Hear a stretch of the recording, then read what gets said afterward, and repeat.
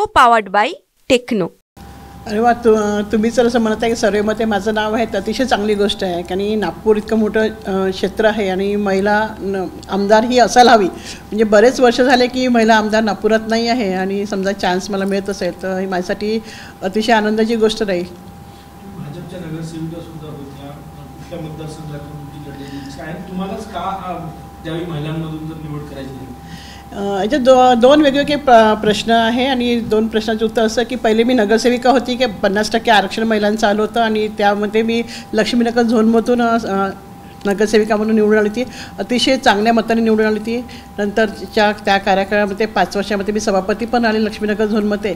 आणि माझं कार्य म्हणजे ती धर्मपेठ महिला मल्टीस्टेट कोऑपरेटिव्ह सोसायटीला मी अध्यक्ष आहे, फाउंडर अध्यक्ष आहे. भारत विकास परिषदचं मी काम करते, सहकार भारतीचं काम करते. महिलांमध्ये माझा प्रवास आणि त्यांचा संपर्क अतिशय चांगला आहे असं मला वाटते. म्हणजे बरेच महिला मला ओळखतात.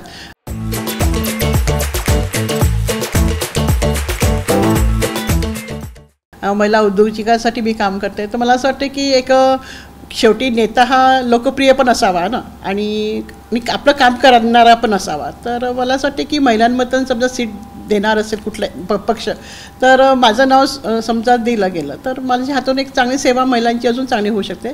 कारण की समाजकार्य करत असताना राजकीय म्हणजे जर आपल्या हाती जर पाठबळ राहिलं तर बऱ्याचशा गोष्टी चांगल्या योजना आपण महिलांसाठी आणू शकतो. ज्या काही टेक्निकल म्हणजे बाबी राहतात तर त्या आपण करू शकत नाही इच्छा असूनही. तर राजकीय पाठबळ राहिलं तर आपण त्याच्यामध्ये त्या गोष्टी महिलांसाठी लागू करू शकू. आणि मला असं वाटतं की माझा व्याप जो इतक्या वर्षापासून मी काम करते आहे, जवळजवळ असं 30 वर्ष संस्थेला झाले आहे. त्याच्या आधी पण मी म्हणजे कॉलेज लाईफमध्ये पण काम करायची. तर हे सगळं पाहताना आणि मला एक स्वतः एक आवड आहे राजकीय क्षेत्रात जाण्याची पण. आणि त्यावेळेस पण मी नगरसेविका होती तर 5 वर्ष अतिशय चांगलं काम केलं.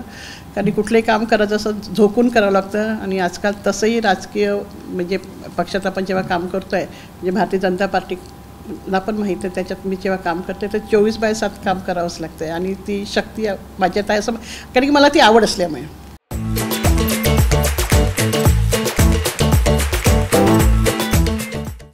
तुम्ही पक्षाकडे मागणी केली आहे की करणार आहात, इच्छा व्यक्त करणार आहात?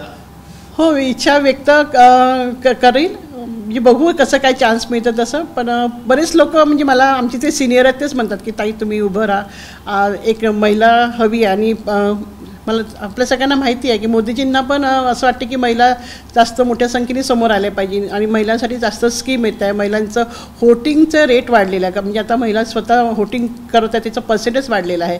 तर मला असं वाटतं की त्यांच्याही डोक्यात ते असेल पण एकदा त्यांना जसं काही असं वेळ आलेली नाही आहे. पण लवकरच मी माझ्या मोठ्या नेत्यांसोबत माझं जेव्हा बोलणं होईल किंवा त्या स्पेशली त्यासाठी मी जाऊ शकते की बा मला ही संधी द्यावी ह्या वर्षी. महाराष्ट्रामध्ये लाडकी बहीण योजना आणली, विधानसभेतही लाडक्या बहिणींना संधी द्यावं तुमच्या पक्षाने असं वाटतं? नाही, याच्यात काय आहे की खूपच छान लाडक्या बहिणींना तर संधी दिलीच पाहिजे. पण आत्ताच माननीय गडकरींनी म्हटलं की आरक्षणची काय गरज आहे ना, आपल्या मते जर ताकद असेल तर आपण येऊ शकतो. कारण जे लोकप्रिय आहे शेवटी मतदार आज हुशार झालेला आहे.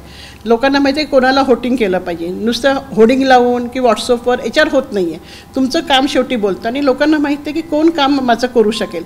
लोक आणि जो होटर आहे तो हुशार झालेला आहे. आणि यंग लोक आता जर बघितलं तर आपण होटिंग लिस्टमध्ये जर पाहिलं तर यंग लोक जास्त आहे. मुली आणि मुलांचे पर्सेंटेज जास्त आहे आणि ते लोक बघतात की काय आहे. आणि लाडकी बहीण योजना आणि ती अतिशय चांगली आहे की खरंच गरज होती महिलांना. आणि त्याच्यात खूप लोक नावं ठेवतात आहे पण ती समाजाला गरज होती खरं म्हणजे. आणि विशेष म्हणजे बघितलं सर नुसतं ती खोटी नव्हती, अफवाही नव्हती. लोकांच्या खात्यामध्ये पैसे आलेले आहे. म्हणजे जे आपण ठरवतो ते आम्ही करतो हे पण यातनं दिसतं आहे.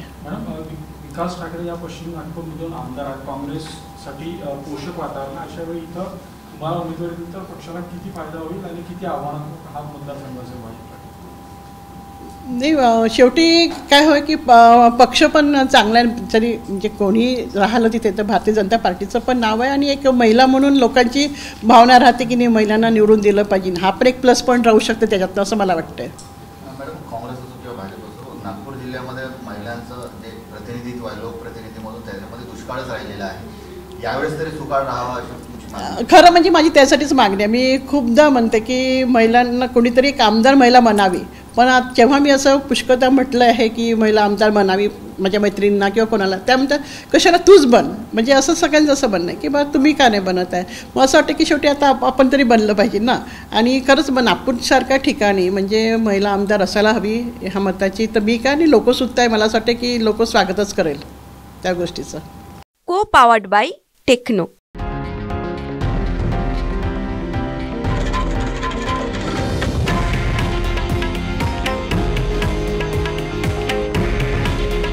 हे आहे देशातील नंबर 1 न्यूज नेटवर्क आणि आपण पाहत आहात TV9 मराठी. काळजी तुमची, हित महाराष्ट्राचं.